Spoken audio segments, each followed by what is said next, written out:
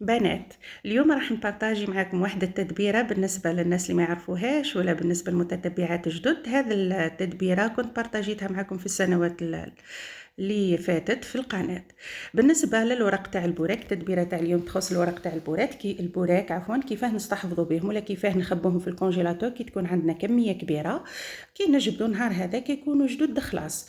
بالنسبه للورق تاع البوراك، كاينه البوراك كاين نساء اللي تخدمهم في الدار ولا كاين الناس اللي تقضي تشري كميه كبيره وتحير كيف ولا تكون عندها كميه كبيره وتحير تخاف لا تفسد لها ولا كذا. المهم، هنا واش نحتاجو؟ عندنا الورق تاع البوراك وعندنا هنا كيما انا هذوما لي ساشي تاع الورق تاع البوراك تاع برا. كي نشري انا الورق تاع البوراك دائما نشري هذاك اللي فيه الساشيات هذوك ما بين ورقه وورقه باش نخبيهم ونلقاهم. هنا كيما راكم تشوفوا اني سيباريت الورق تاعي تاع البوراك بعد ما طيبوهم، طبعا نخلوهم يبردوا مليح ومن بعد نعمل كل طزينه فيها 4 ولا 10 ولا 14 ولا 16 حسب العائله اللي عندكم.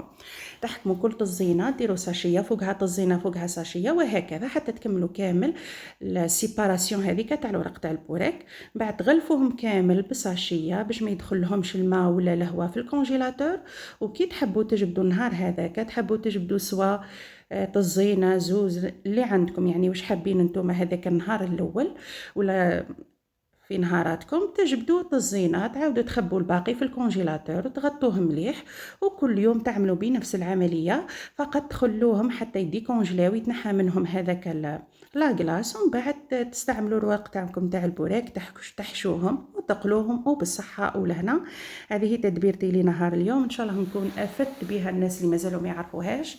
اترككم في رعايه الله وحفظه، والسلام عليكم.